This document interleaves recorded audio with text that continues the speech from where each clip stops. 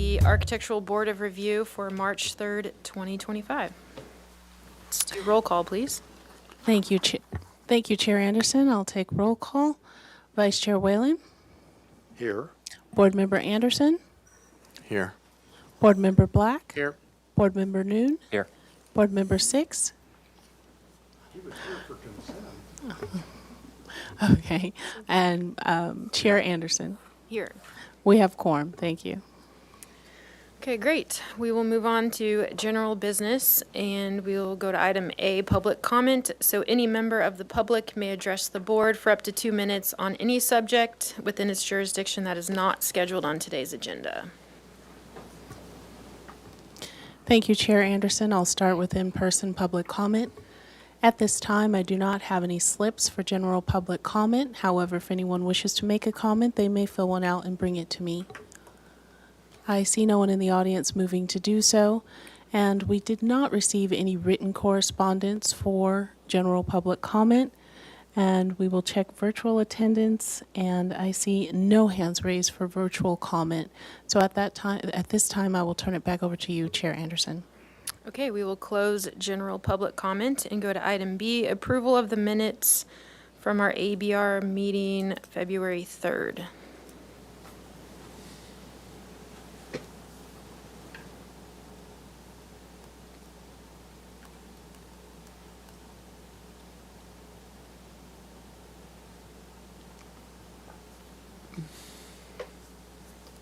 I'll make a motion for approval.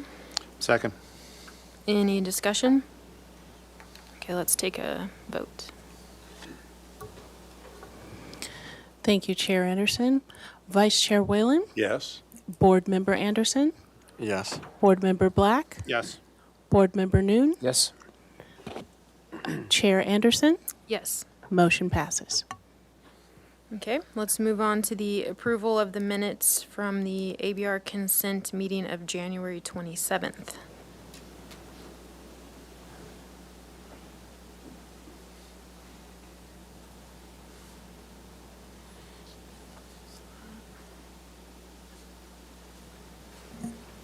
I'll make a motion to approve the minutes as submitted.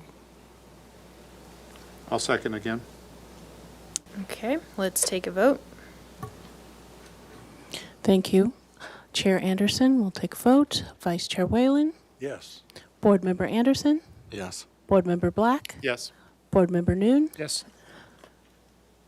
Chair Anderson, Yes. motion passes. Okay, and now let's move on to item D, ratification of action taken on the consent calendar for February 10th and March 3rd.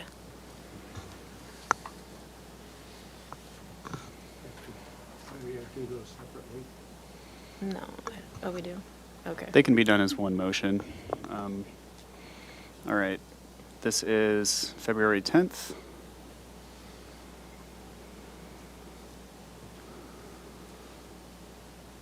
I'm sorry.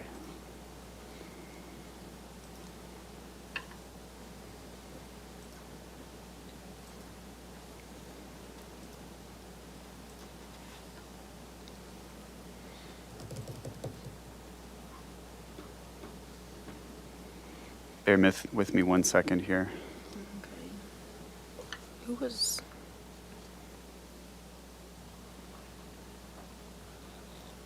(302) was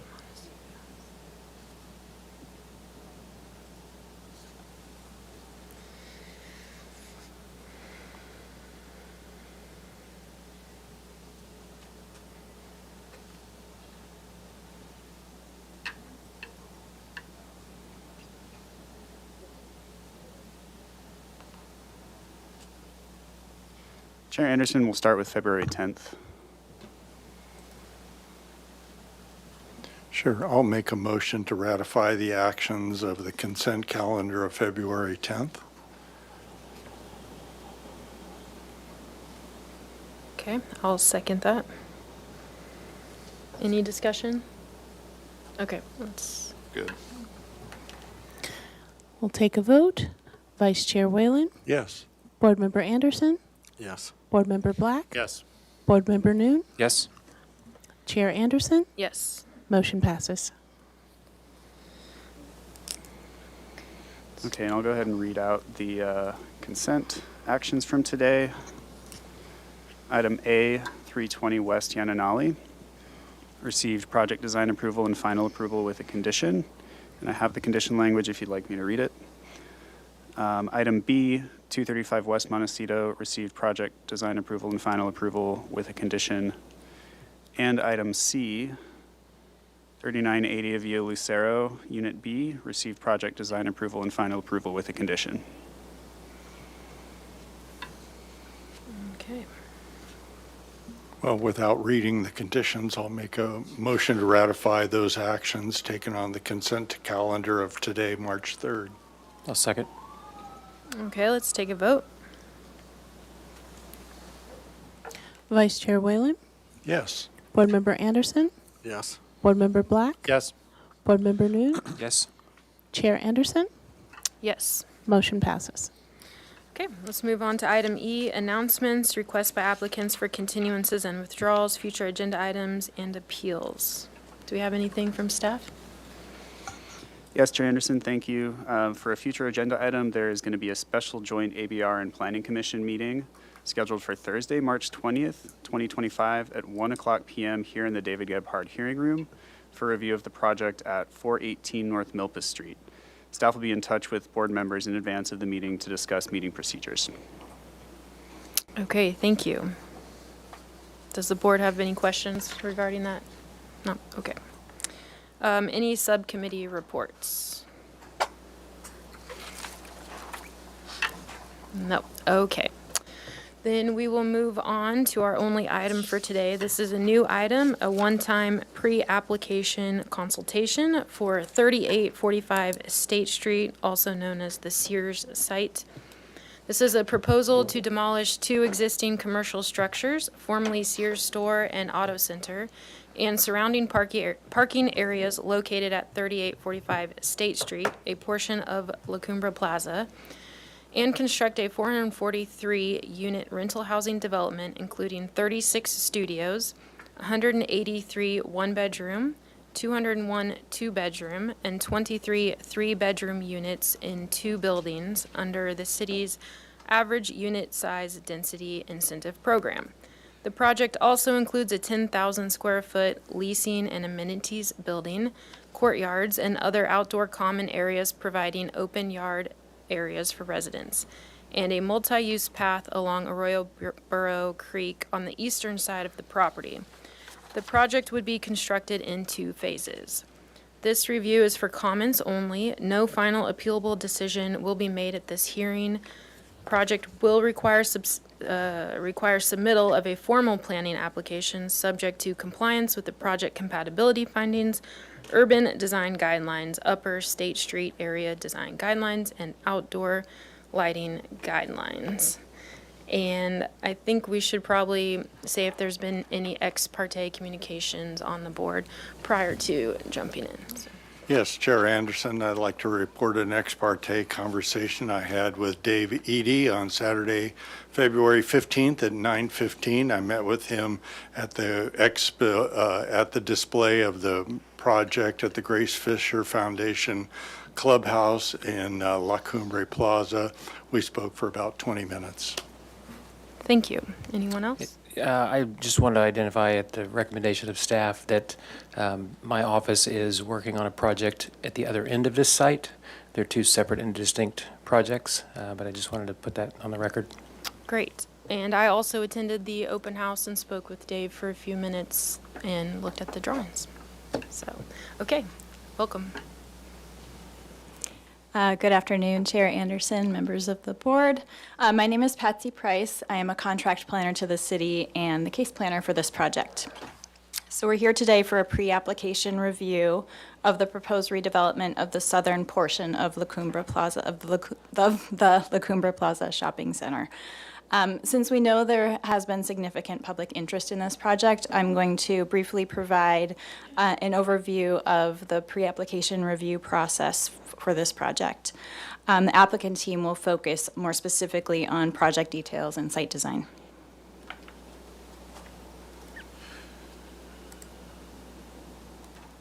So the project, as you know, is located at La Cumbre Plaza Shopping Center, which is a 31-acre site made up of 8 parcels. It's in the Upper State Street area of the city.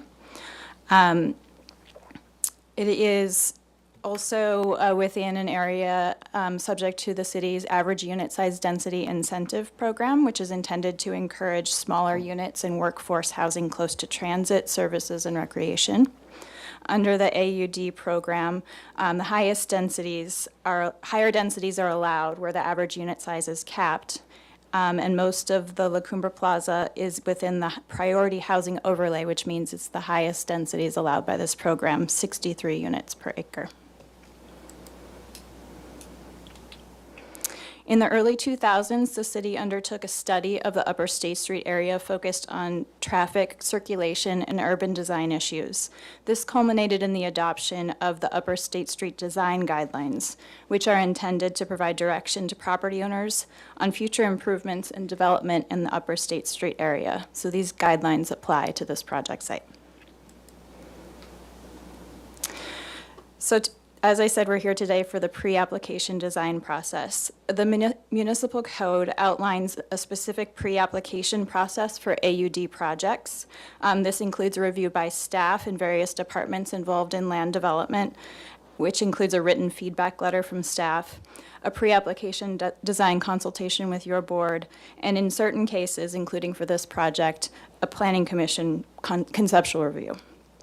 The purpose of today's design consultation is to provide the applicant with feedback based on the conceptual plans and sketches they've provided that will help inform their formal planning application. So the review should focus on broad issues like architectural style, size, bulk, and scale. The project will return to you for further design review and ultimately a decision once the formal application has been submitted.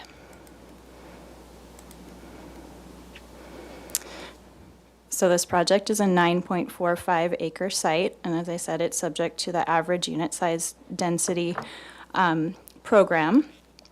A portion of the site is designated within the priority housing overlay, which allows densities up to 63 units per acre. The portion of the site that is within 250 feet of Highway 101 has a slightly lower density, up to 27 units per acre. The project is a proposal for 443 rental units, including 10% moderate income units to meet the city's inclusionary housing requirement for AUD rental projects. It also includes open yard areas and amenities for residents, and a multi-use path along Arroyo Burro Creek, which is on the east side of the project site. As I said earlier, the Upper State Street Design Guidelines provide direction on design and infrastructure considerations for the project area. I've included a couple graphics from the guidelines. So the project site is located right here. So in terms of urban design considerations, it identifies that viewing locations should be provided with redevelopment of the site. And this is a graphic from the guidelines that show recommended transportation improvements. And on the project site, there is a recommendation for an off-street pedestrian path along Arroyo Burro Creek.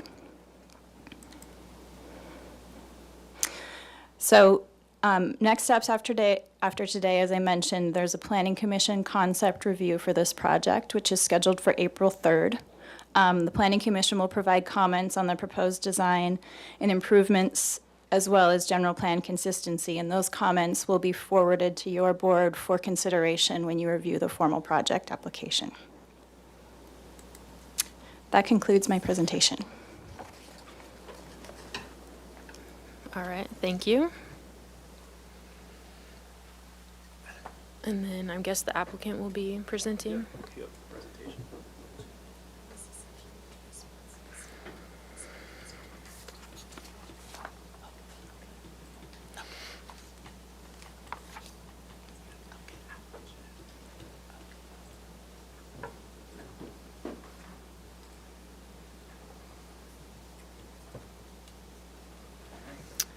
All right. So this is a touch screen. I've also got the mouse there.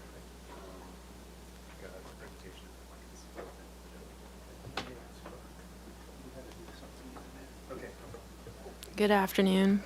You guys can introduce yourselves, and then you'll have 15 minutes to present. Chair Anderson and board members. I'm Dave Eady, I'm the applicant and representing Kennedy Wilson. And with me today is R.C. Alley, he's a principal architect for Architects Orange. Here to, Pardon my interruption. To the applicant, please make sure your microphone is on so that City TV can pick you up. how's that? Is that better? Basically, we're here to go over the project with you. Before I start, basically, I'd like to say it's a privilege to be back into Santa Barbara here. We did the Estancia project, a townhome project on State Street, and with that finished up in about 2018. It was well received, and seemed like everybody seemed happy with the architecture and the community itself. So it's a pleasure to be back and bring needed housing to the city, and I think that it's going to be a great project. We're trying to comply with all of the zoning and general plan standards. Patsy went over the first slide pretty much, but just to underscore the theme that we're trying to approach here is one of compliance and to move forward with something under the AUD standards that provides for a good number of housing units. And with that, I'll leave the rest of the time for RC to go through Great. the project specifics. Excellent. Thank you. My name is R.C. Alley with AO. We're a West Coast-based architecture firm. I look forward to walking you through our project. Boy, is it a complicated project. It's been a lot of fun so far. Let's see if I can. That's probably what I'm looking to do right there. Okay. Hopefully you guys can see this. I'm just going to walk through the project. I want to start with some of the constraints. So I'm sure everybody's very familiar with the site. Boy, yeah, as I said, it's a very unusual site. Currently, as you know, there's a Sears building there.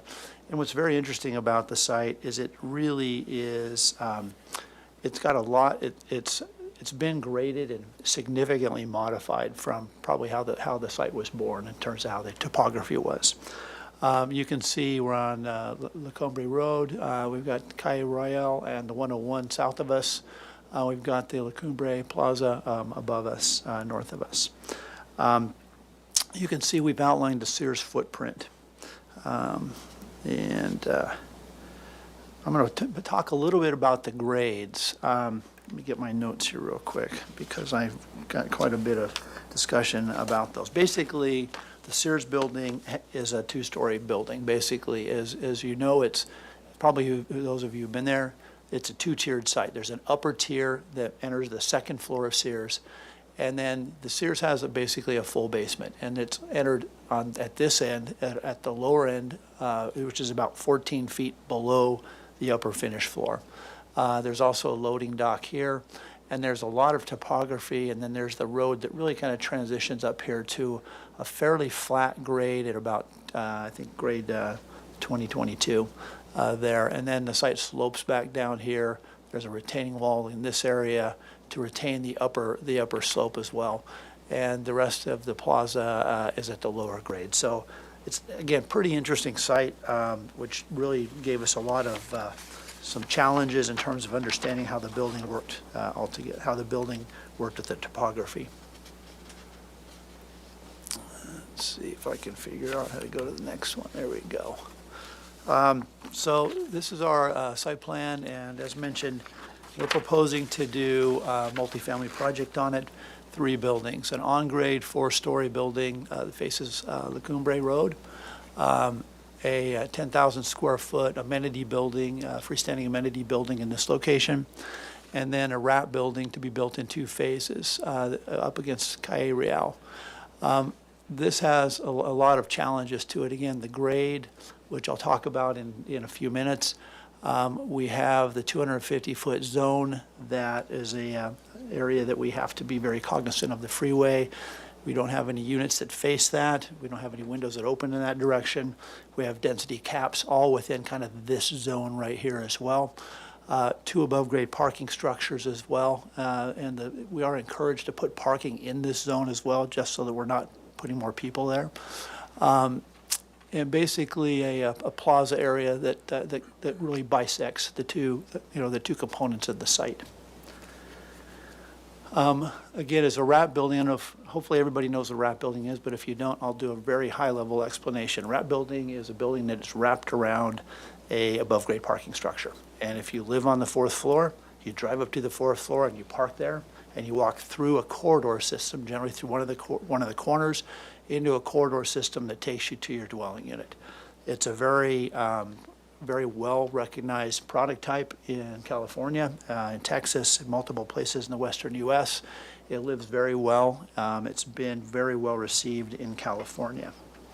Again, we've talked about this red line represents how we're anticipating phasing the project into a phase 1 and phase 2, this particular building. It works well with the design of the project. You can see it's located around a series of courtyards, 1, 2, 3 captured courtyards, and an open courtyard that faces north into the center plaza area. The way it works is, the way this project functions, there's a drive entry here, takes you to really a main drop-off here. This is then a driveway that gets you to the tuck-under garages for this standalone building.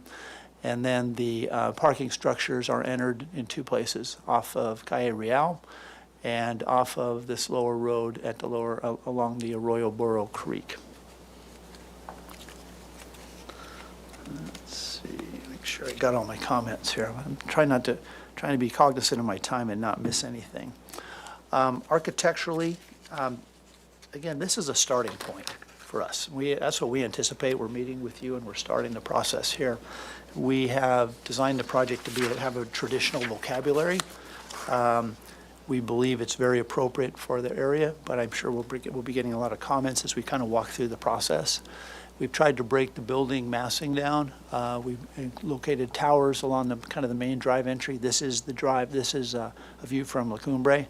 You can see in the lower right the map that kind of shows the standalone 4-story building, and then the wrap building beyond, and then this is the plaza area between the two. I can talk about the architecture again into any detail that you may have. I don't know if you're going to ask me questions or what, so I'm here to talk about that. I'm not quite sure why this slide got inserted in this location, other than to show really kind of the massing compared to the Sears building, and just to show you on site a little bit in a cleaner manner, kind of really how the building massing covers the site. Again, architectural, this is the smaller building that faces La Cumbre. Tried to keep it fairly simple. These buildings can get very, very cluttered very quickly if you're not careful. And we've tried to be very cognizant of a very classic building that's not overly complicated and not overly cluttered. This is along the freeway edge. And again, so because we don't have units that face here, would you like me to zoom in on this if it's helpful? Sure. Okay, let's see if I can do that here. There we go. Thank you. I don't use this program very often. I usually use a different one. I'll kind of walk you through here. So we tried to be very cognizant because, frankly, this is the side of the building that's probably going to be seen by the most amount of people because it's along the 101. So we treated it similar architecturally. This is basically a single-loaded corridor, though, with the dwelling units that all face inward to the project, not towards the freeway.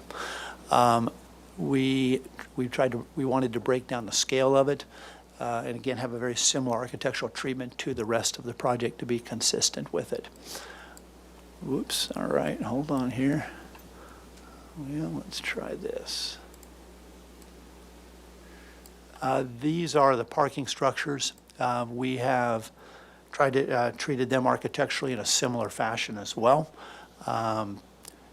And then the rest of the building, again, similar to the initial building. Lots of different ways to treat it.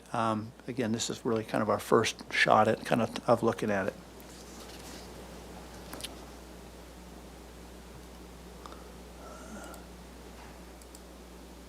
All right, there we go.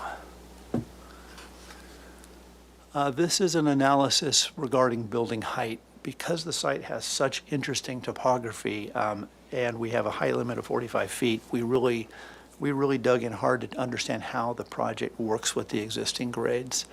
And so this building sits on basically a single pad. This building does as well.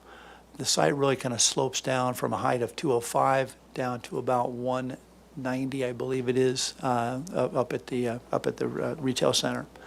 And you can see the different colors represent the different really kind of building heights.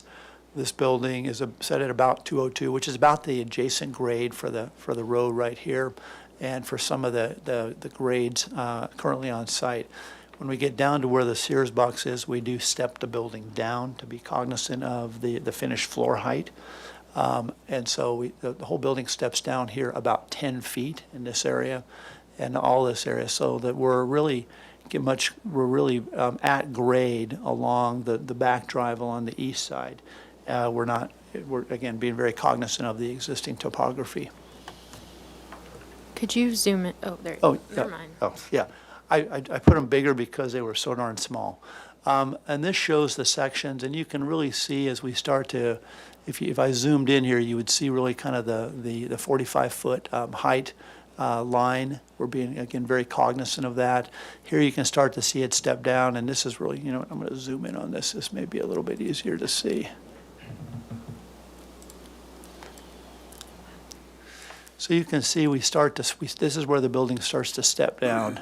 Starts at 192 here and steps down to 190 here. It's the other one, I think, that's probably a better one. There it is. So this is, you can really see the big step here from 202 down to 192. And so we step it inside of our courtyards. I've done a lot of buildings like this on step buildings like this, and so we understand how to do them correctly, so that they played out, so that really when you're entering on the first floor here, it walks directly over to the second floor where the building steps down. So it's a very kind of a convenient way to do it.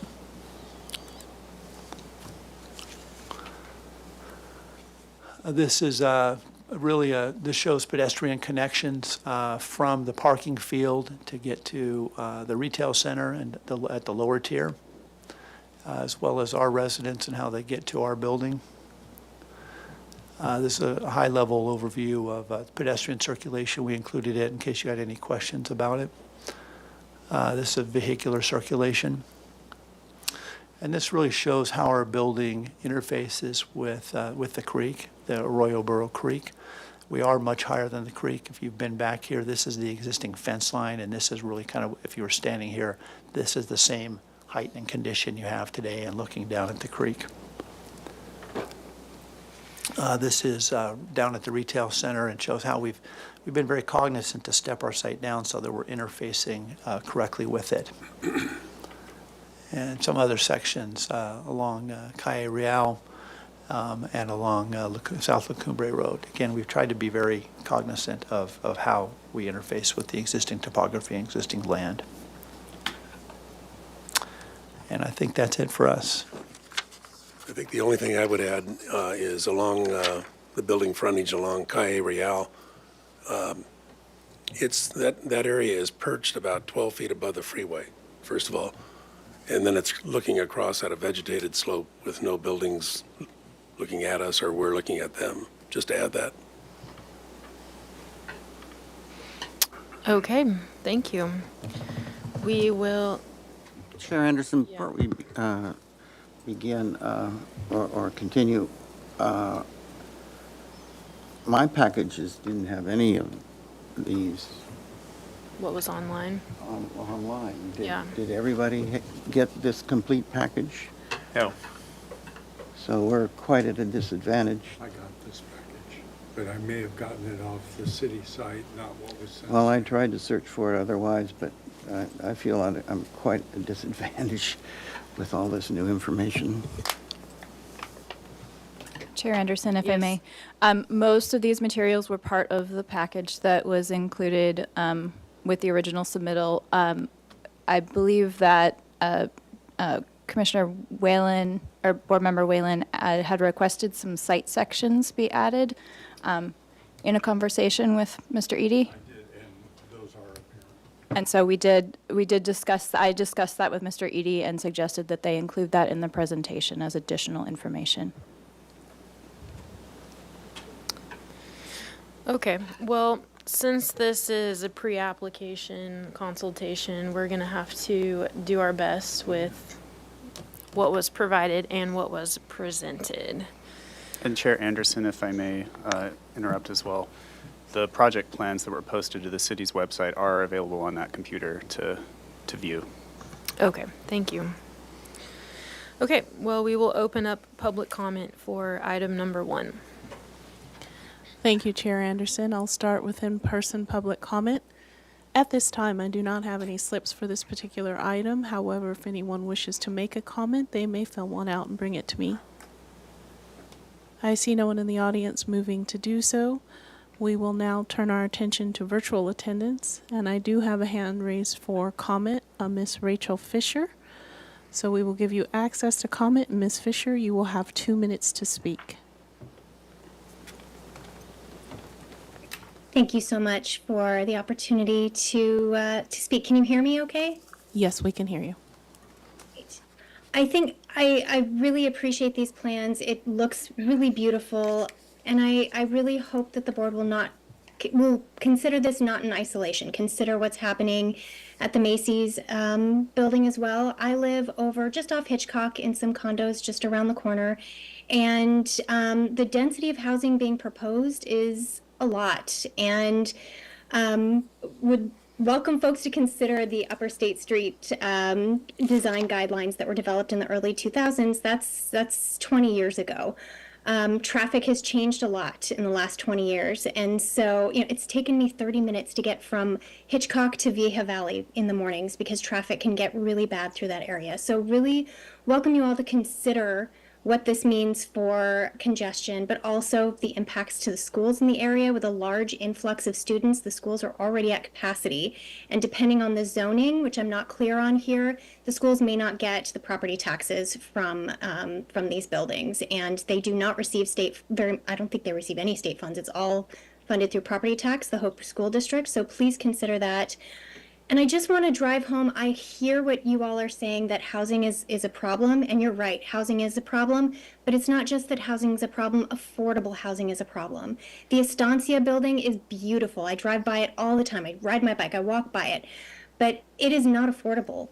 I could go to the Mark tomorrow and be able to rent a 2-bedroom because it's not affordable. So I would highly recommend considering the density of this housing, and 10% affordables is not enough for the workforce here in Santa Barbara. So thank you for hearing my comments, and I just hope that you consider this proposal more holistically. Thank you. At that, I do not have any additional hands raised for virtual comment. And we did receive written correspondence from Ms. Cindy McCann and Dennis Clark Hamilton. And at that, I will turn it back over to you, Chair Anderson. Okay, thank you. We will go to questions from the board. Vice Chair Whalen, would you like to begin with questions? Certainly. Thank you, Chair Anderson. My first question is for the planner. Is it Ms. Kreis? Yes, that's Did I correct. get that right? Could you define what a viewing location is for me from the Upper State Street Design Guidelines? It was a unique term to me as well. From my read of the Upper State Street Design Guidelines, there are several discussions about the value of views, both primarily to the mountains. So both from public viewing corridors, like within street corridors looking north toward the mountains, as well as from project sites. The guidelines note that current development south of State, most of those views are from parking lots within, for example, the La Cumbre Shopping Center. And what as I showed, the diagram calls for is to provide viewing locations with redevelopment of those sites. So I presume that means that there should be viewing locations for the residents, users of these sites as they're redeveloped to continue to be able to view the mountains. Very good. That's what I like to hear, and perhaps the proponents can address that when we get around to again. But on to other questions.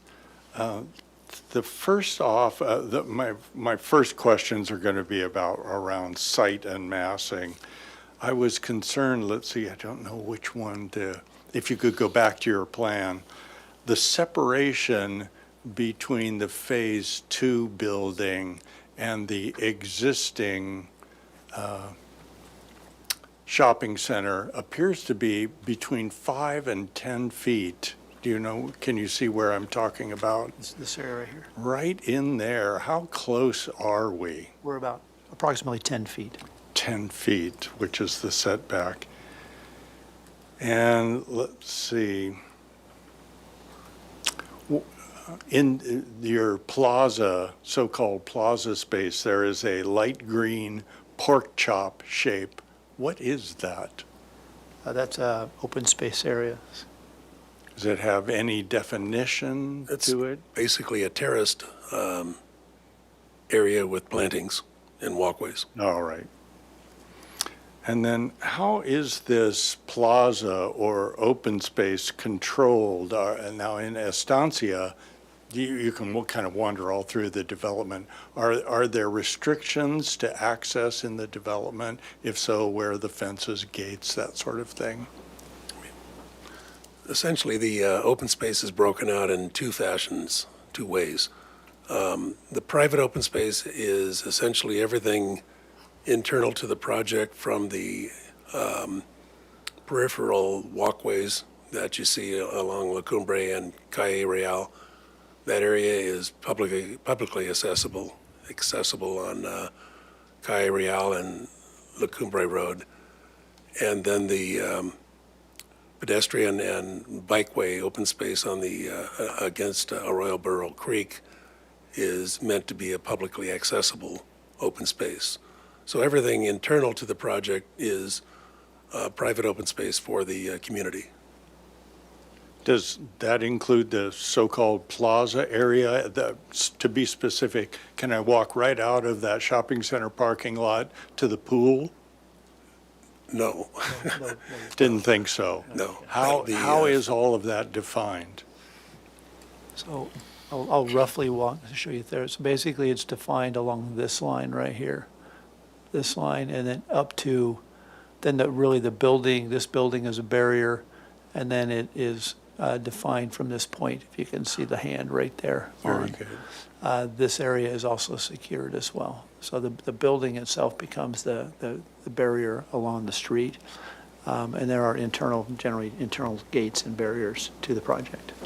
Now I'm beginning to see those now that you point them out.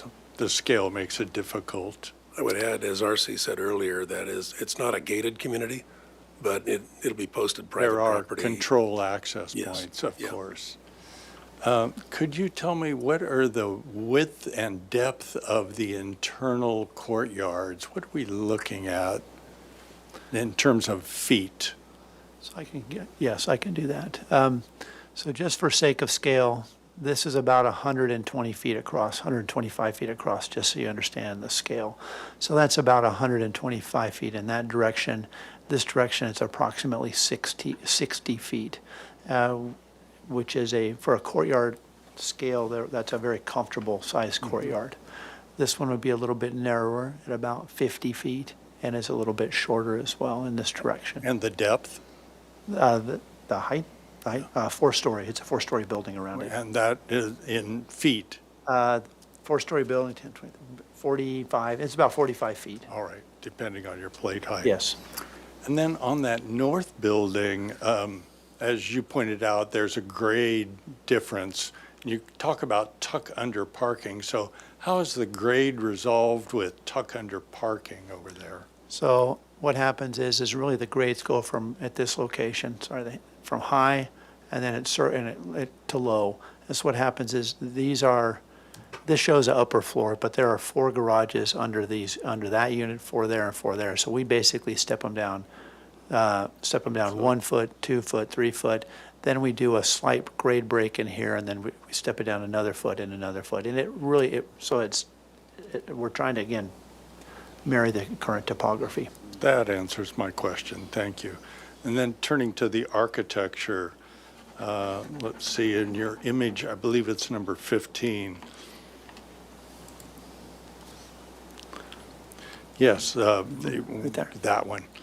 Now, there's the tower here, which is at the really the 5th story, and there are other towers along the Calle Real. What's going on with the towers? Are those the so-called observation points or viewing locations? Do they exceed the height limit? They are not the viewing locations. They're architectural towers. We put them there specifically this location to denote entry into the project. And they do exceed, there are parameters for exceeding the height. They're not occupiable spaces, which is very, very clear that they're not allowed to be. All right. And then moving toward the end of my questions here, my apologies to the rest of the board. If you could go to image number 18, your section. I don't have them by number, so tell me when to stop, please. Is it this one? Let's see, was it that one? No, I don't think it was. I saw some different sections in my set. The point was being a section showing that remnant building of the shopping center and the proposed apartments. I think that's this one. I think that's this one, right? Nope, sorry. That's this one right here. This really shows You the. might have another PDF to access that they uploaded. Is that correct? That is correct. I'll pull them up for you. Yeah. And then we'll.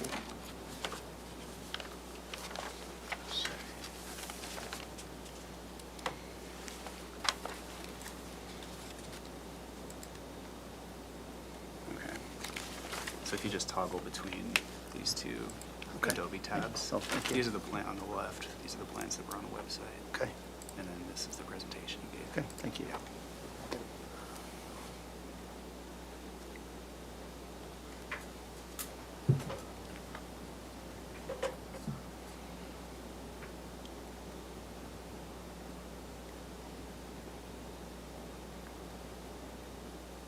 This is the one, yes. And I believe it's, see, you talk about the existing Sears building basement. And I have to remind myself what my question was here.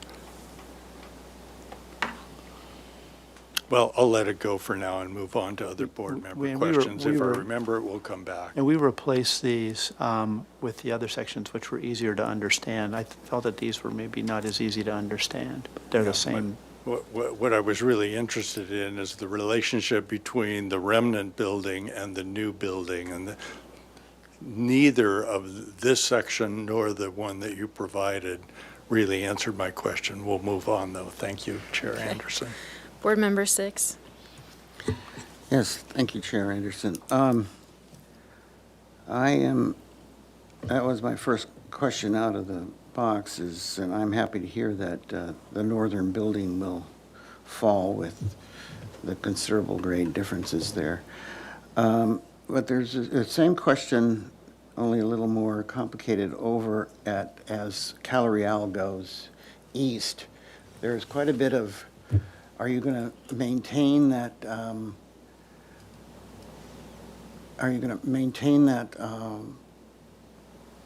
retaining wall? There's quite a bit of drop as you go east on Caloreal,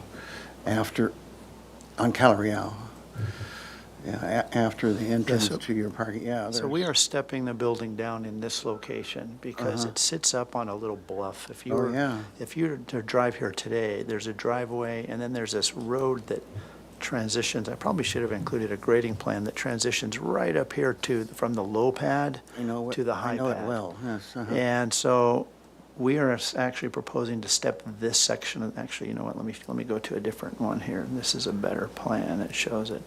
We're stepping this whole piece down here because we did not want this building to be perched up on a terrace. So the very lower right-hand corner there will be not at the level of the existing parking platform, but will be dug in to marry more with the surrounding grade around your drive and Gallery to soften its height?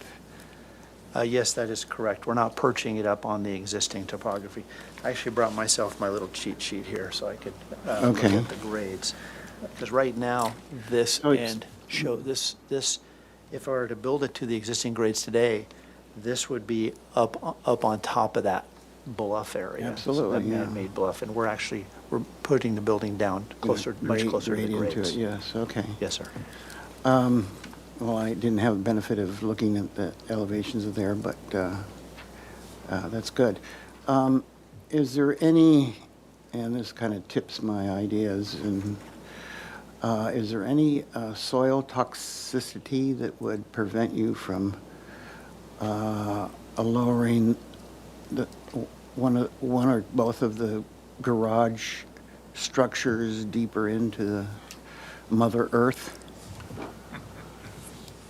Well, we have a Phase 1 environmental site assessment, which addressed the site and particularly the building area, the existing buildings. And to our knowledge, there isn't anything deleterious to the soil, but, you know, when the environmental document is prepared, it'll get into that a little further. I think it's more of a cost issue, Yeah, you I know, understand. going further deep. But this is a very Versus large that grade. project, okay. Yeah. I'm curious, with the northern building and the amenities building, there seems to be a very different density and idea to that northern portion as opposed to the big south wrap. There's a lot of airspace above the surface parking. The amenities building is only one story, it seems to me. And what I'm trying to get is some steps or some ideas of how to move the mass away from the perimeters into the center of the building. And it seems like one could utilize the airspace above that surface parking and the one-story amenities to provide more units that would trade off for some of the consistent perimeter units at 4 stories throughout the project.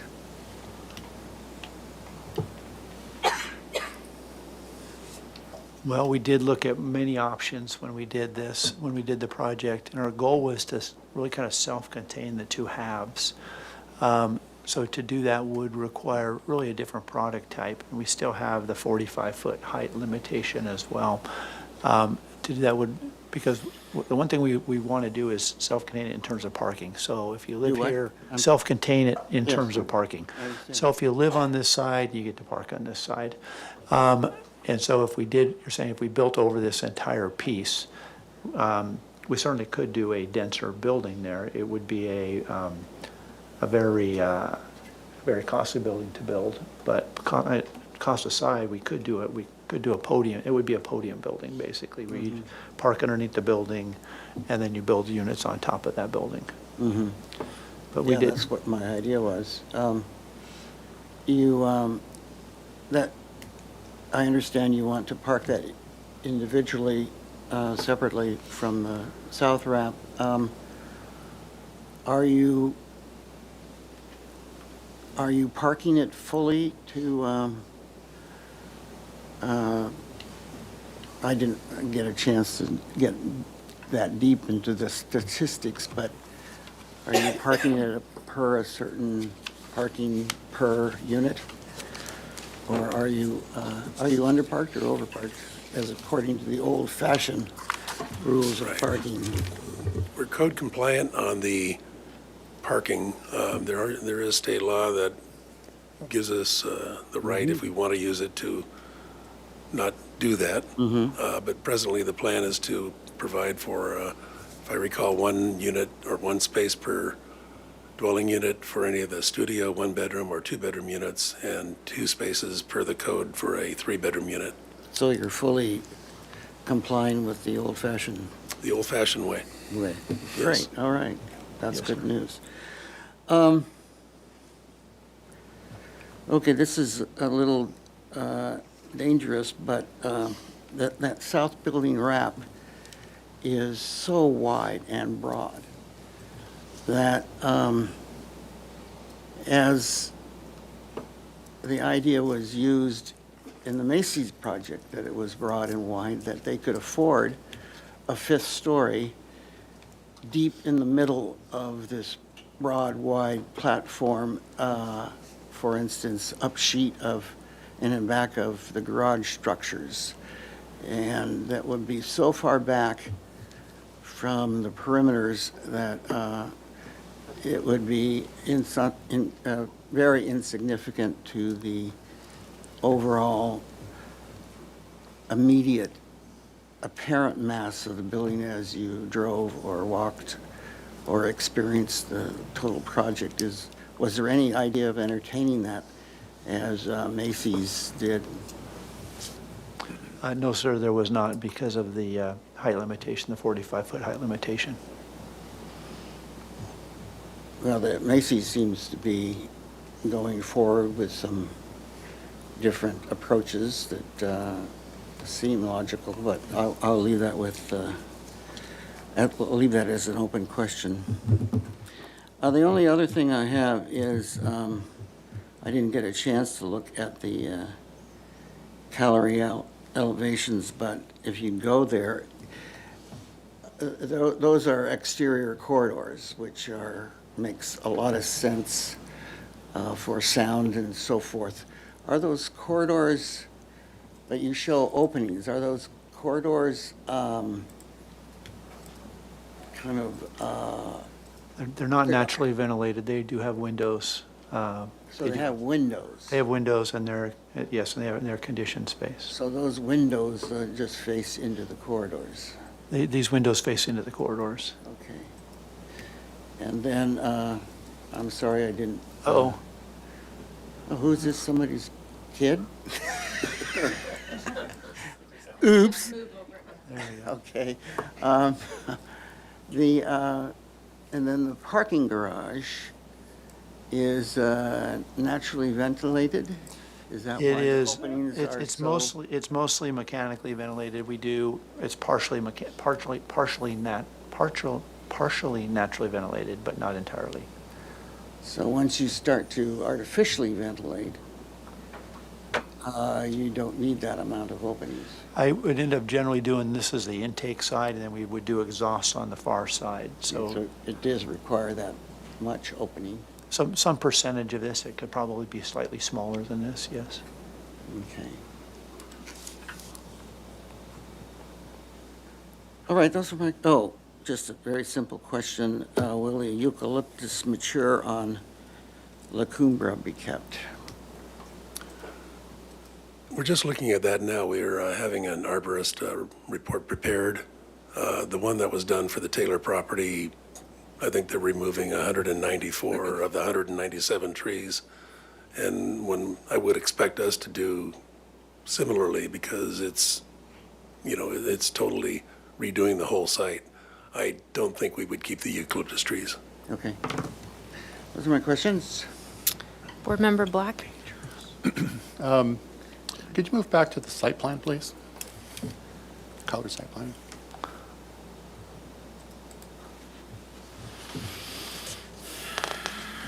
Yeah, and make that larger if you don't mind. Yes, sir. Great, thanks.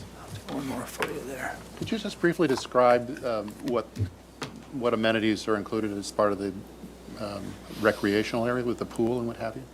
Yes, so pedestrian walkways, we have a pool. We also have, sorry, let me get. Is there a structure out there at all? No There is not a structure.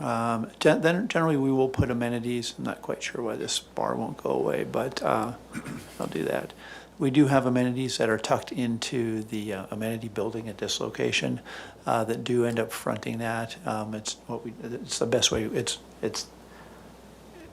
we like that operationally so that we can, it's best to secure that in one location. And what's the change in grade, if any, between the rec area and then the finished ground floor of the units themselves? So let me go to the I'm other. not clear about that. Let me go to the other plan. It's easier to show.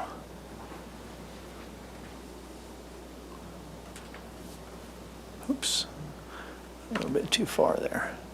There we go. So this has, I added grades to this because I figured you would probably have questions about this.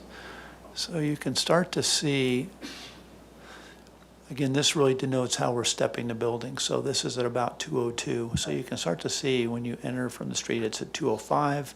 The site slopes down at about 3.5%, gets you down to about 198 here. We then step up to the 202 building at this location, and then there's a 10-foot step here. So there's a retaining wall around this courtyard. So you start to see that grades are very similar to the building grades out here at 192 at 192, 191 to 192 here. So we're trying to be, again, I don't want to perch the building up. We want to try to nestle the existing grades as best possible. Okay, and go back to the site plan again, please. This one, or do you prefer the other The one site plan? before. Yeah, Okay. please. Here you go. And just enlarge that. So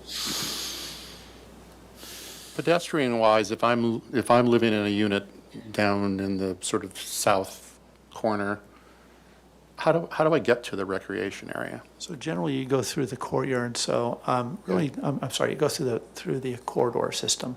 So this represents a corridor system. So if you lived here, for instance, you would go through the corridor system through here. You could enter the courtyard and then go directly to this plaza area, or you could go through the corridor system to our stairs, which is stairs here and elevators here as well. So basically, a lot of the from the southern area, a lot of the methodology to get to the courtyard is through the building. So are there connections then, direct connections from one courtyard to another of the three that Yes, you're showing here? yes. So we do direct connections to the courtyards here. There's not a direct connection from this courtyard to this. You actually have to go through the corridor system of the building to get from this courtyard to this courtyard. Okay. Good, thank you. And then you talked about along Burrow Creek that you're going to put a pedestrian walk in there. So this will be a new walk, and then once it gets beyond the limits of your site, will that pathway disappear? I believe To be built by another to be phase? extended by the Yeah, next developer. Trying to afford future connectivity for the next Okay. development up further. Those are my only questions now. Thank you. Board Member Noon.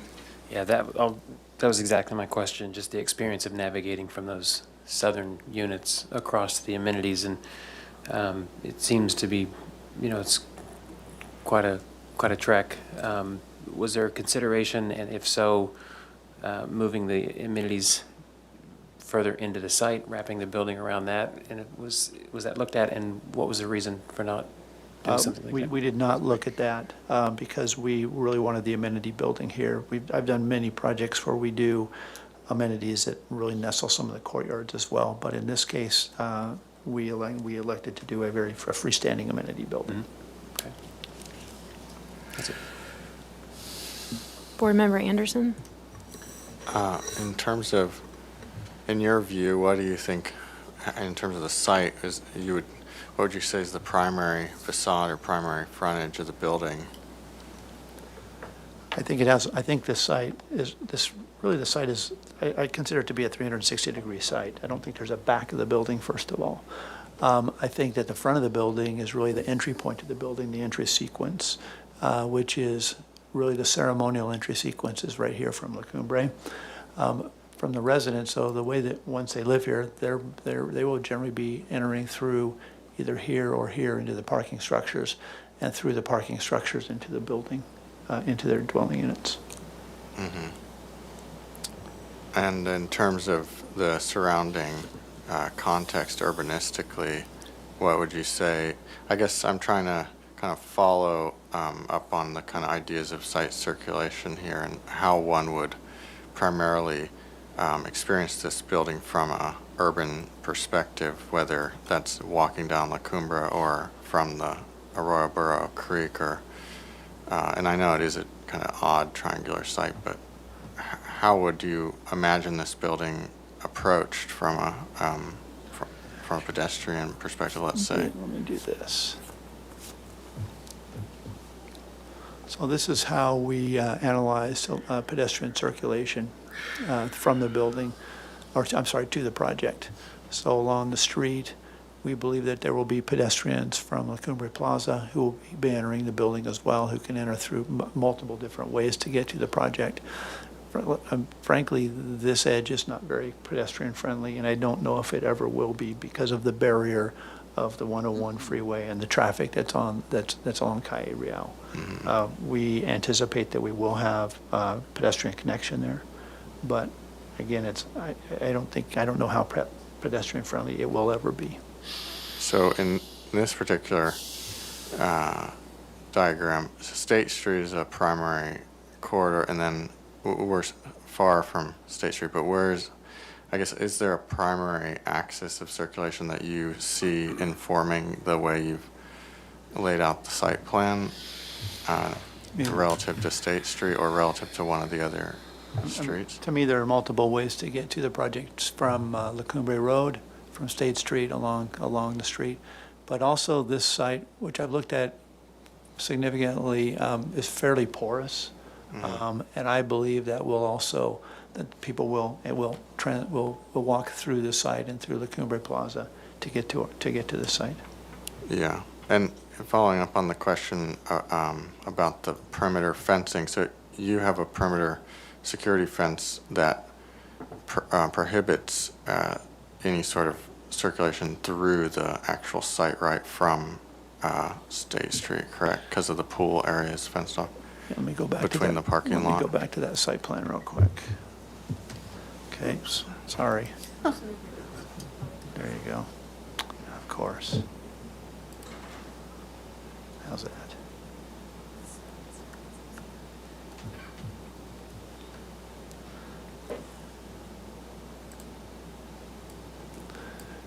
So really, how these buildings work is the building itself will be the barrier along Calle Real.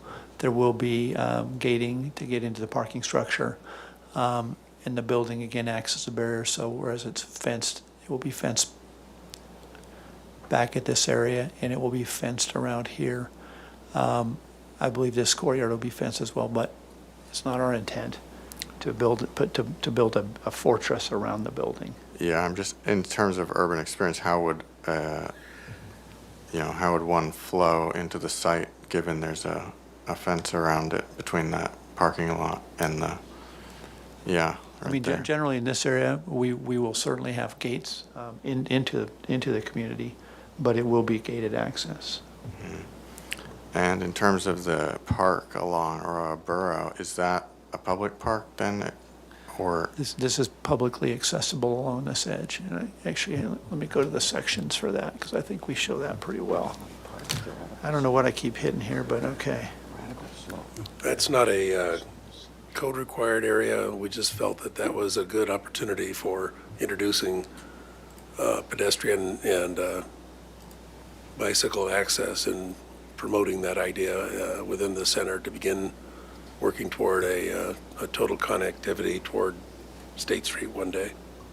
Yeah, no, definitely. And it seems like that would be kind of the natural pathing from State Street to the project, which kind of makes me question whether that would function as a primary facade. But you're saying there's kind of every side of the building is a primary facade, I guess. Yes, sir. Okay. And then my last question broadly is just in terms of the architectural style and vernacular language, is there a particular historical precedent or precedents that have informed this or that you looked at? Well, we did look, go back to my elevations here.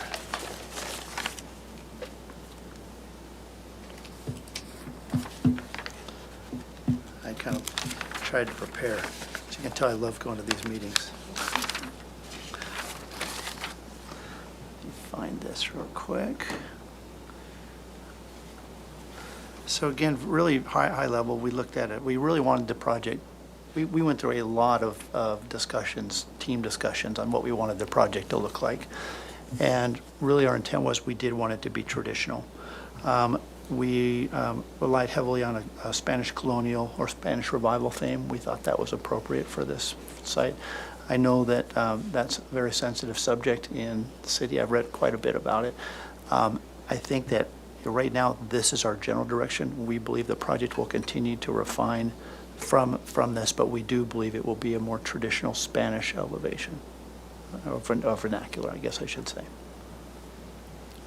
Okay, yeah, I think, and we do hear that, you know, to give some context, we do hear that a lot from applicants going through, and the question is specific, like what particular precedents, you know, in the city, let's say, or elsewhere, in terms of specific moments or details or qualities, you know, other architects. We will definitely have a precedent image board and a lot more detail than this. This is, again, real high-level initial discussion. Yeah, it is high level. I understand. Okay, that's all my questions. Thanks. Okay, I have some questions. If we could go back to your site plan, the one that has the elevations on it, the grades. So the south elevation that's drawn seems relatively flat, but my understanding is that in this plan on the right is lower than the building on the left, correct? Yes, it is. This has a finished elevation of 190, and this is about 202, so there's 12 feet of difference. Right. This area of the site is slightly lower than the adjacent grades out here, because it rises up right, this is the high point of the site at this location. Okay. And then was there, I know the question had been asked if the amenities were considered more interior, but had you considered them on the south side? And only because typically the sun, you know, rises and sets in the east and west, and right now you have a 4-story building with a pool on the north, and so I was just curious if you had studied the sun and We did not look, first of all, Okay. we believe the building is far enough away from the sun to have very little influence in terms of the building, except obviously at the extreme, you know, beginning and ends of the day. Okay. So that's really what pushed the pool as far away from the building as it Okay. is. Well, at the open house, it was mentioned that there is a fault line there. Is that correct? There is or a fault, incorrect? there is a fault line somewhere in this general vicinity, yes.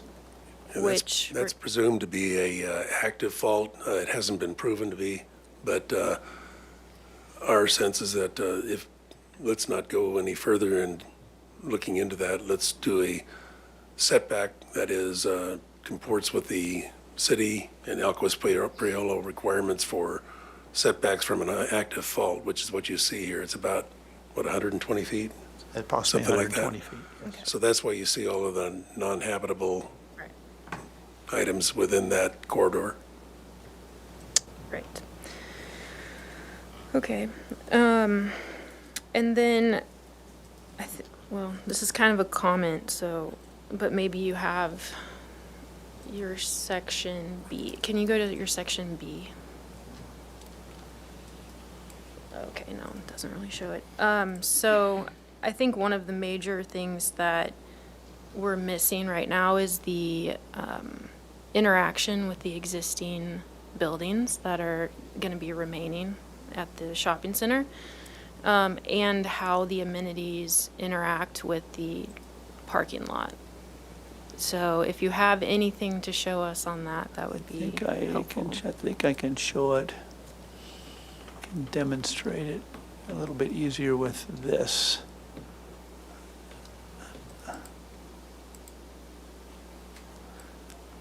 So this starts to show the existing grades of the parking lot. So approximately at this, you can see it's 1935 or 935 compared to 9. Actually, let me make sure I'm right on that. I don't think I'm right. 193.5. So it's sunk. 193.5, sorry, I'm looking at it, yes. This is about 2 feet lower than, approximately than this area. 1.5 feet actually lower. Foot lower, sorry. So we're very close to the existing grades. We've been following the existing grades down, so we're actually fairly close. You can see the grades at this are at 190.8, and we're 191, 190 here. So we're approximately at the same general grades in this area as the existing buildings. Okay.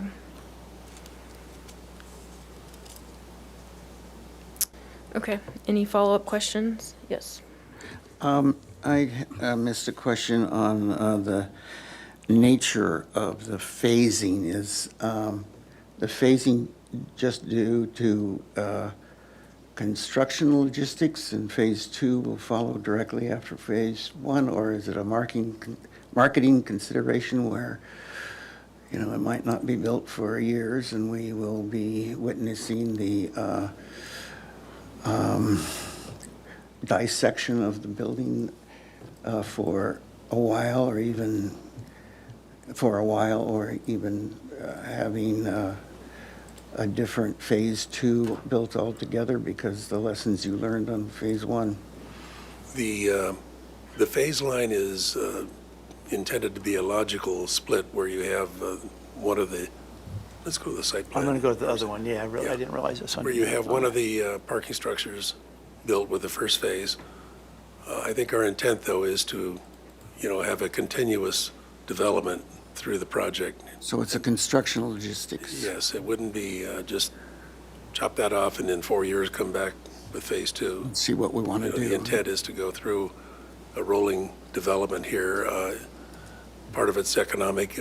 Do we really want to take 443 units and the borrowing and equity it takes to do that versus breaking it out into 2 phases? I get it. That's kind of what the driving force is. That answers my question. Just very minor.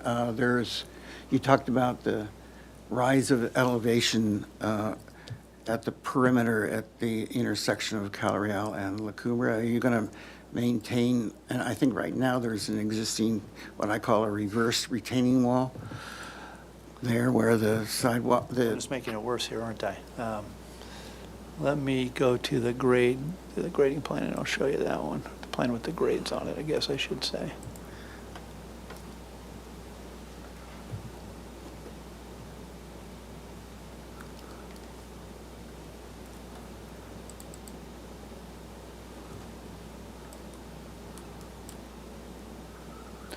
So this is 205, and it's about 210. You can see the 210 elevation right here.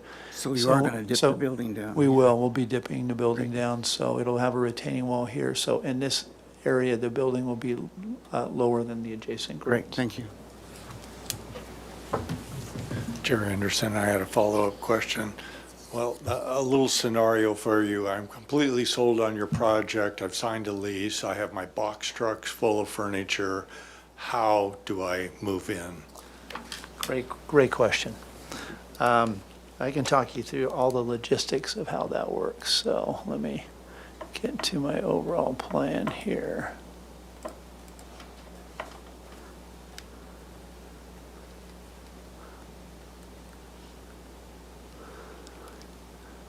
So you can see, I'll zoom down in here.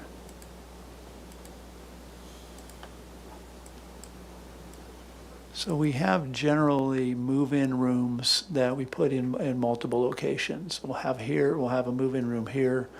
We will most likely have a move-in room somewhere in this area as well. They're generally fairly well hidden as part of the project. And what happens generally is property management will coordinate with people that are moving in. You get a slot of time to move in. We will generally have an elevator like we do here. We have an elevator right here so that people can unload their truck. Generally, it's a 2-story volume. They can back a truck into here. They'll have, a fairly defined window of time, a half hour to maybe an hour. And then they use the corridor system within the building. Similar to other things, like, for instance, trash. Trash generally occurs in cores in the parking structures as well. There are trash rooms, trash chutes. That's all coordinated within kind of these areas for when the trash companies come to pick up the trash, the generally compacted trash. So a lot of the utilitarian components occur within here, including in move-in areas. So I don't know if that answers, hopefully it answers. It does. Okay, any follow-up questions? Chair Anderson, excuse me, Senior Transportation Planner Jessica Grant wasn't able to be at the meeting, but she is monitoring remotely and offered a few comments about connectivity, if you're interested in hearing those. Sure. She said that the development application review team, so the staff team reviewing the project, is working with the applicant team on establishing connectivity from the site to the adjacent uses, including establishing a path along Arroyo Burro Creek. That there will be a future multi-use path that is planned on Calle Real all the way to Oak Park, and the applicant would be responsible for building the portion of the path on the Calle Real side of their project site. And the the DART team will also consider gating and ensuring that there's not excessive gating that would block off connectivity through the site. Okay, thank you. Any questions on that from the board? Okay, well, they're here for a pre-application consultation, so we will give our comments and no motion. So, who would like to start? Board Member 6? Okay. I compliment you on a well-thought-out project and within the constraints of a very complicated site. You know, I am very uncomfortable with the size and massing of this project. It might be acceptable in bigger communities, but it says nothing about Santa Barbara. It's not our purview to, or we don't have the power to say that it's much too large, or it's, you know, and whether it's livable in standards of Santa Barbara. I mean, these hallways, if you measure them, are longer than a football field. Straight down and straight away. It's just very uncomfortable for me to see this in Santa Barbara. That being said, I think this site with its surrounding types of uses, it's not shoehorned into any delicate existing neighborhood, so it's got space around it, and only the nearest residential is, I don't know what that little cul-de-sac is down there, but on the other side of La Cumbre, but it's far enough away not to be affected. So the texture of the surrounding neighborhood is appropriate for this A-sized building of this nature, so I think it's the right place to put something large, but yes. I hope, you know, I think most of my questions that are pertinent to our purview is the massing and the moving of massing, as I've suggested. I think there's some opportunities to take the mass from the, you know, you have all sides, all perimeters, facades of this building, of all these structures, except for the amenities, are 4 stories with, you know, only like 20 feet of setback on the 3rd floor on, you know, on block-long elevations. I think that there's got to be different ways to redistribute that so you have significant setbacks at the sensitive endpoints and corners of these buildings. So I would hope that one could take suggestions to move the mass back from that 4-story perimeter line and get some significant third and even second floors in some appropriate prominent corners. In regards to, you want to bring up your sample of the north building elevation?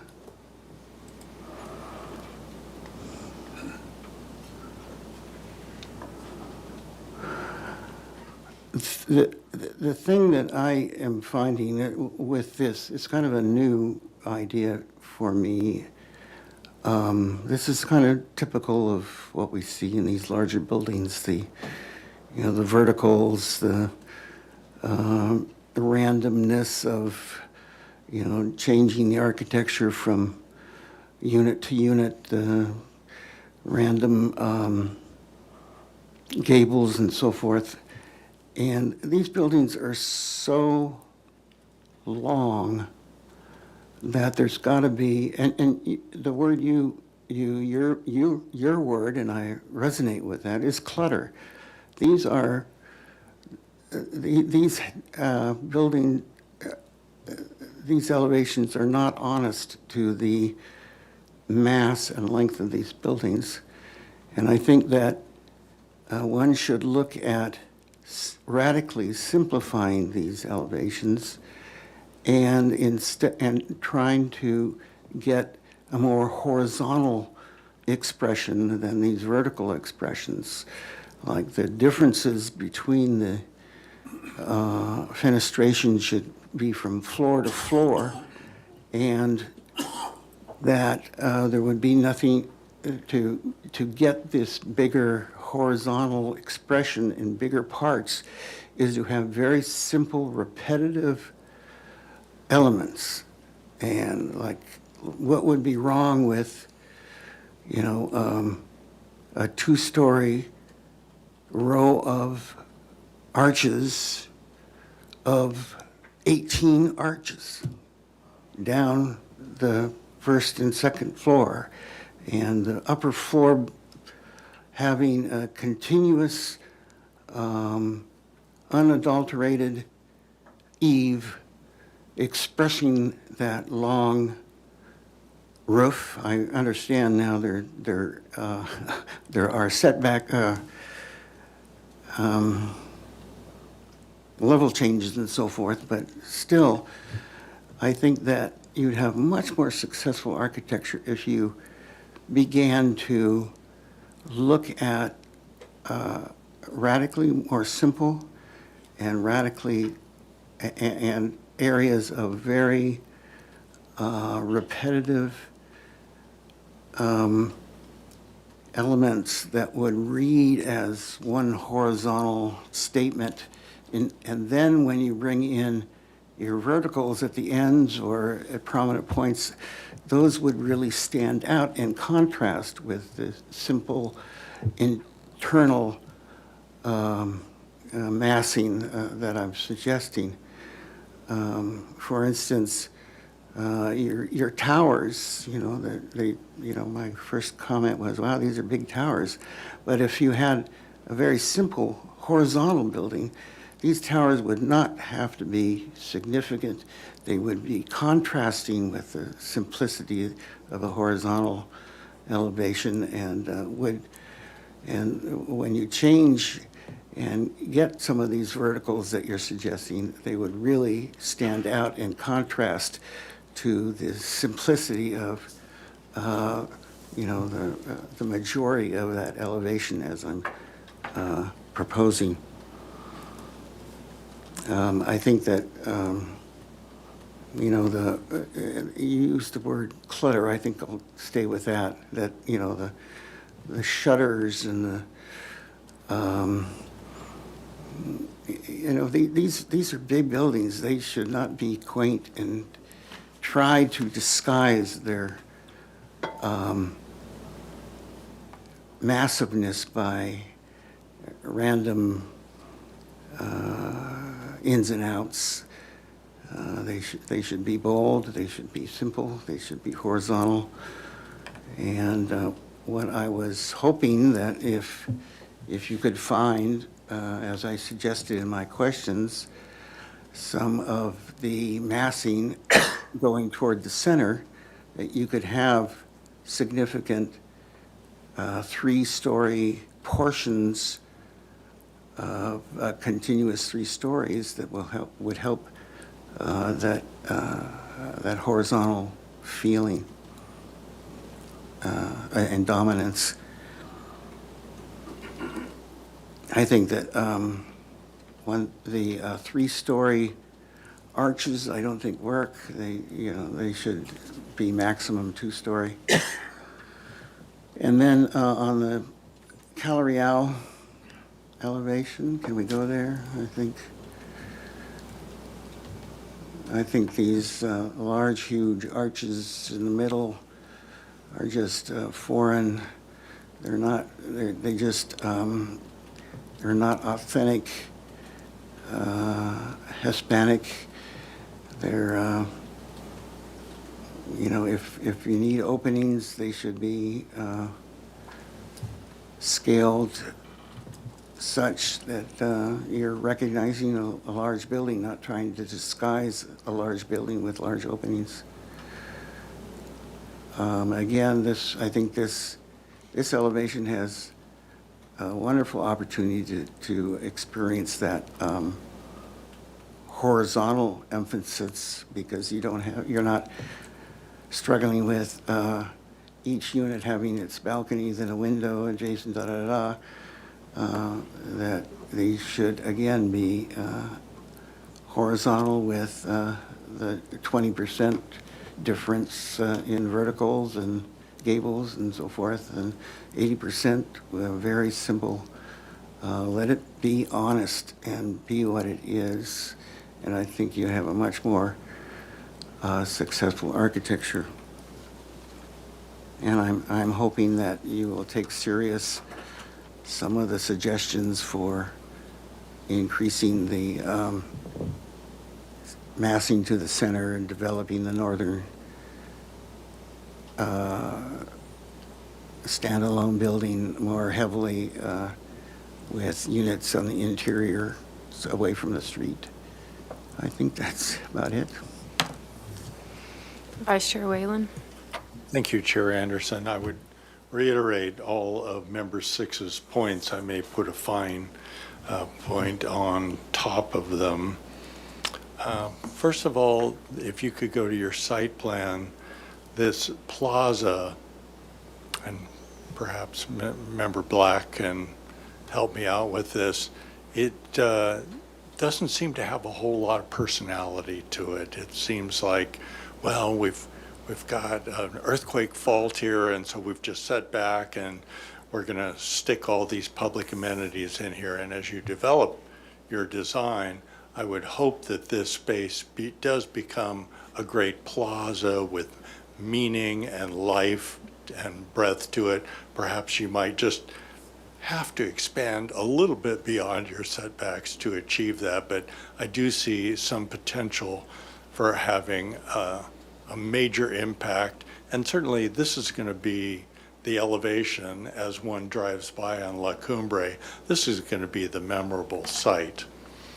And if you would go to your rendering that shows that entryway, I think this could be a powerfully marked entryway. You've got the tower here, you've got the units stepping down. Perhaps there is some way of making these 2 points of these buildings relate in a very strong way that sets the identity and character for the whole building. I worry that that interstitial space between the apartments and the remnant building is really tight, 10 feet, and I'm going to be looking across either at the roof or into the wall of that building. Would encourage you to re-examine that resolve in there.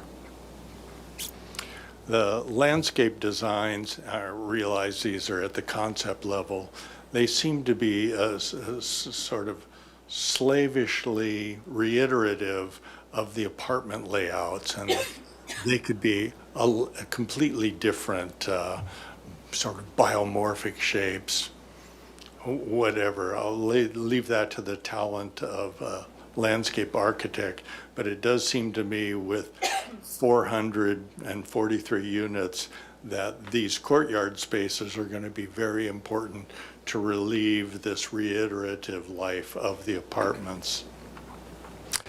And back to the site plan, please.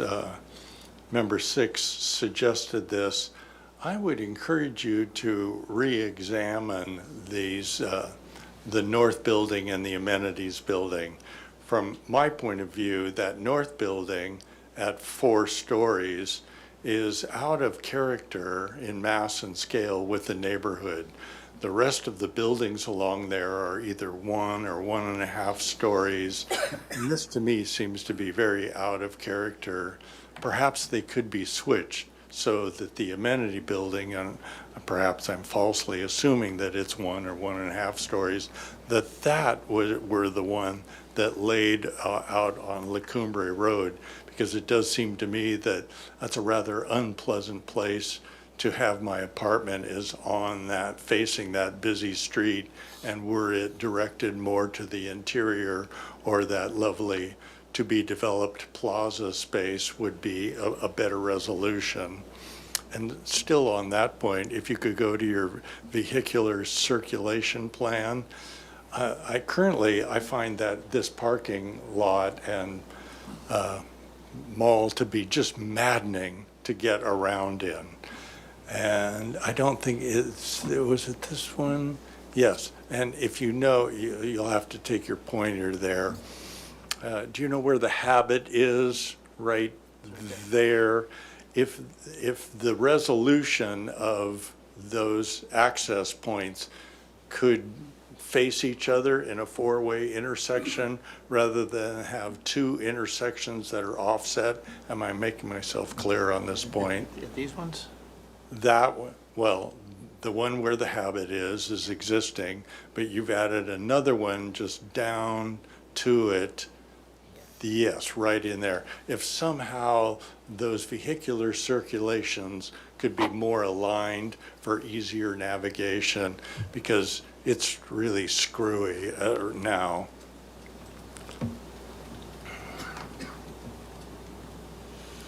So if you could study reversing that north building and leasing space, I think you might find a better fit with the neighborhood.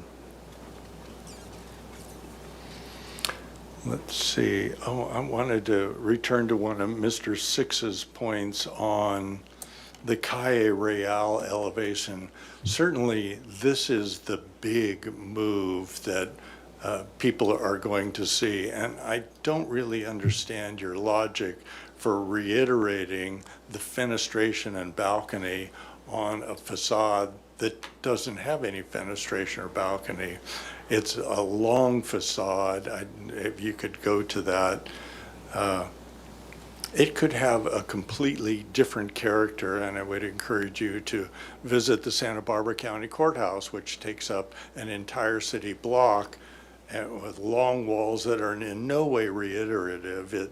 The building will set up a partie, and then it will break it with irregularity. Here's the perfect opportunity to take some inspiration from the building that is central to our Santa Barbara identity.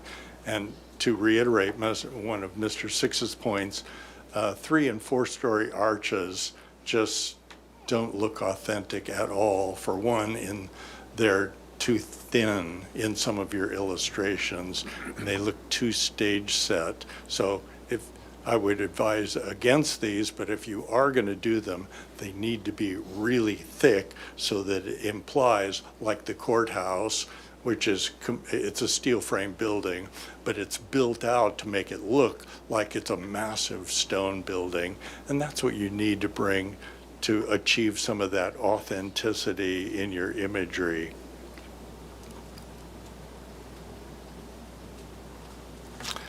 Just a minor point, if you could go to the sections that you so kindly added on the Arroyo Burro Creek, it occurs to me that the total overall width of both the traffic lanes and the pedestrian bike. And could you go to your second one? No, there were two alternatives in the package I saw. It was in the other set. It was in the other set. Nevertheless, this moves the roadway 8 feet closer to the building.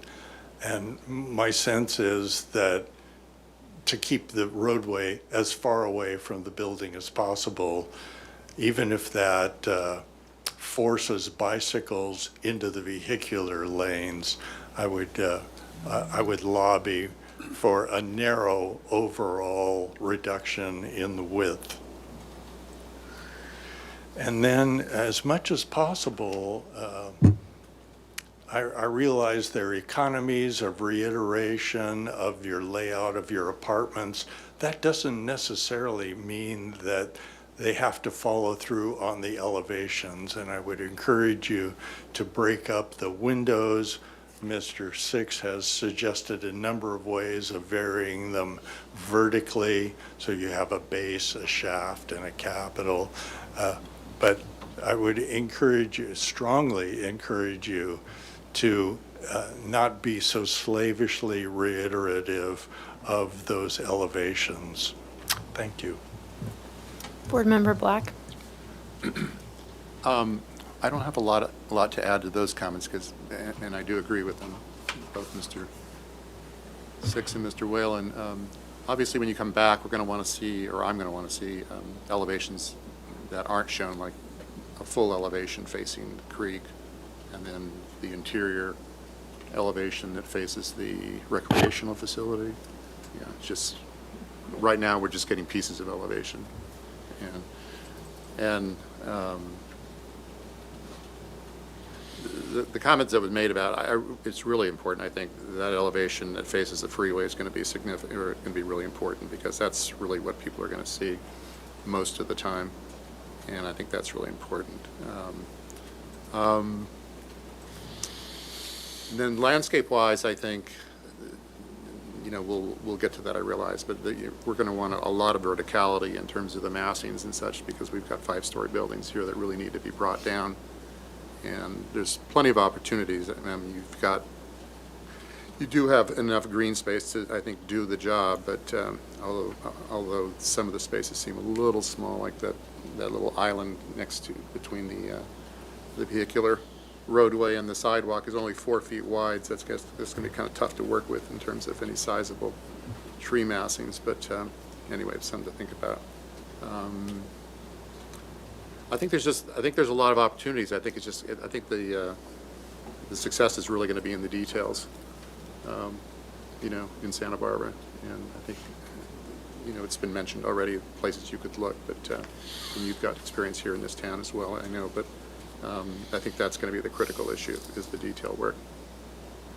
That's all. Thanks. Board Member Noon?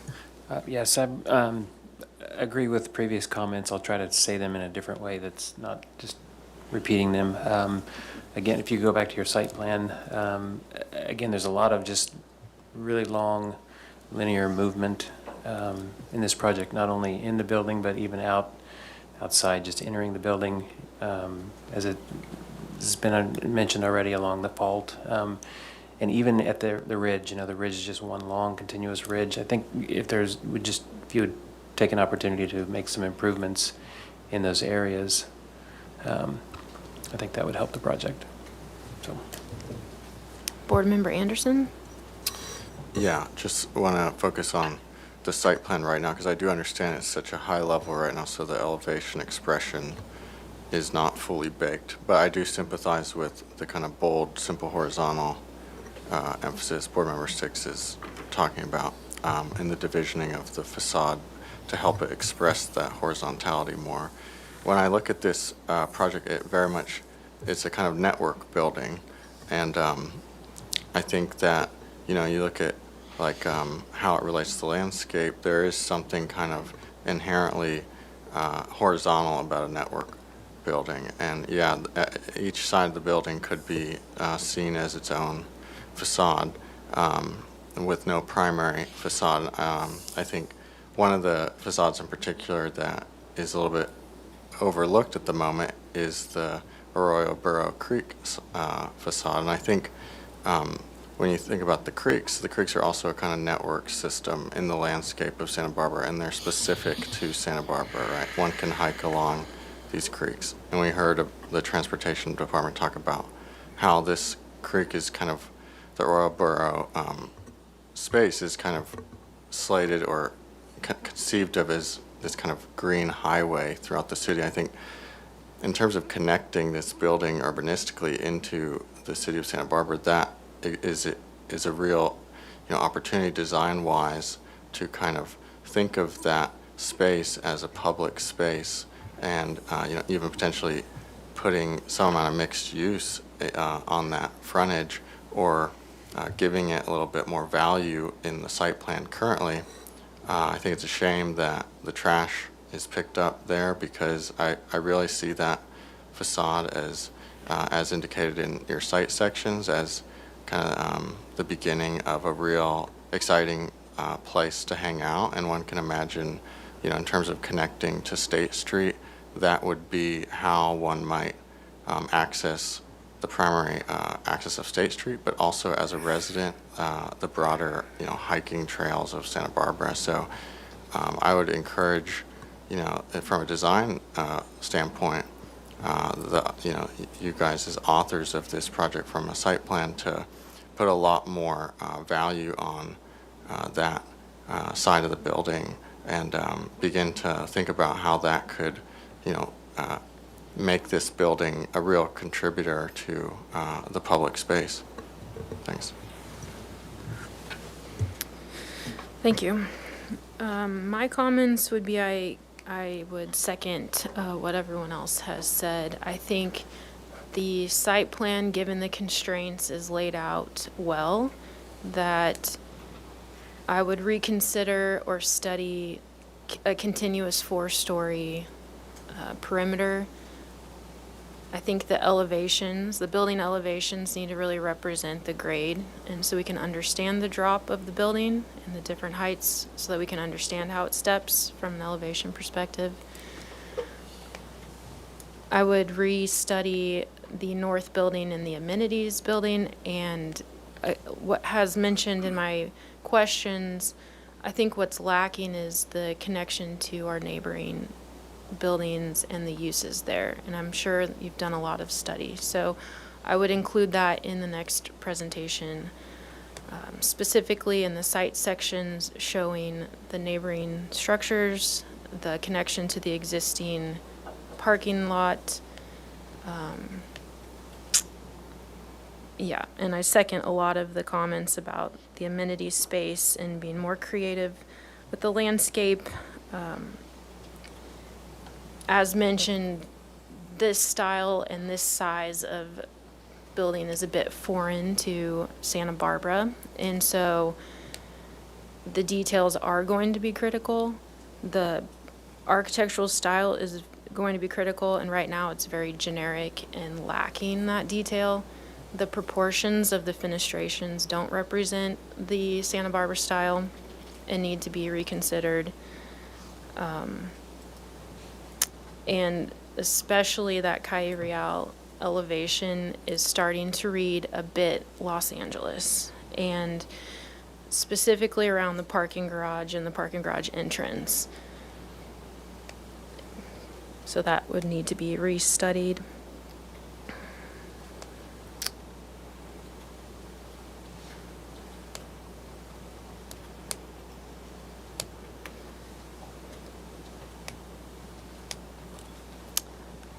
Otherwise, I think it can be a very successful project. And I would hope that what we've mentioned would be taken into consideration. Board Member 6. Yes, thank you, Chair Anderson. Just a few other comments that maybe the arches are troubling, and there be more,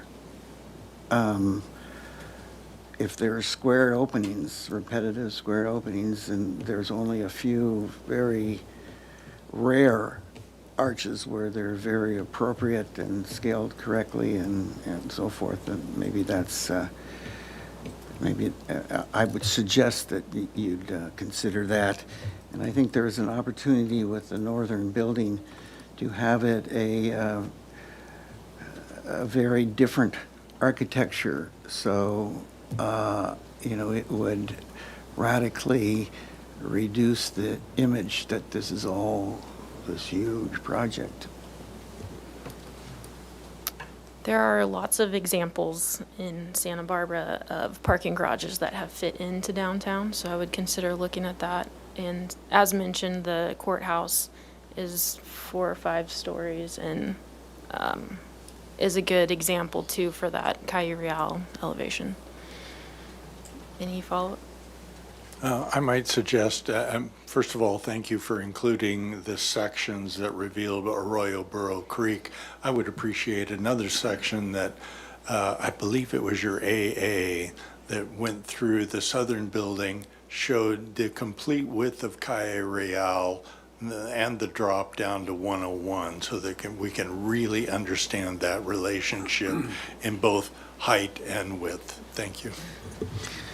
As long as we're there, I think that somebody mentioned it, but it should be mentioned that we need to see adjacent buildings of La Cumbra to get, to get that context and better imaged. And this is not for my comment, so you don't have to type it out, but you actually, on the freeway, you don't really see this building. So it's really going to be your view from Calle Real. So you don't really see it from the 101. So I think it's going to be from your pedestrian and from driving on Calle Real that's going to be important. And then on La Cumbra, those are really your important views. So. Well, I would probably disagree with you. I think that at 4 stories, it's going to be noticeable from the freeway. But not that Maybe. you can't do a great job. It's pretty, do the section, you'll show the elevation change. Yes. I think So, there's imaging that can be done and, Yeah. and movies and so forth that can Yeah. show that. Yeah. Okay, any follow-up? Oh, we have one. Oh, yeah, I just wanted to add that I think you should connect the courtyards so you can circulate from one to the other. And the site planning, I think, should be understood with a little bit more porosity, through the building so that the experience of the landscape can kind of tell a story or remain continuous as one moves through the entire scale of this block effectively, so. Okay, anything else? Last chance. Well, thanks for your preparation. Yes. RC has 14 pages of writings here, so we appreciate all of the input, and we'll return with our responses to all of that. We're trying to balance, as you certainly know, density with Yes. trying to integrate as many elements into it that soften the project as Sure. possible. And RC, would you want to add anything? Do you have No. questions or anything? Well, I certainly took a lot of notes. I really want to go through and really pour through them. I agree with some comments. I don't agree with all of them. Oh, for sure. I do have concerns about expressing too much of the horizontality of a building of this scale. And that was one of our big concerns about not being too horizontal, because it's a fairly large building, and I think that may make it feel longer. So but I am going to look at it, because it was a very good point. I hadn't thought of it the way you said it, so I'm going to be looking at that. Great. Okay, thank you. Well, we Thank you very will much. Thank you. close and adjourn for today.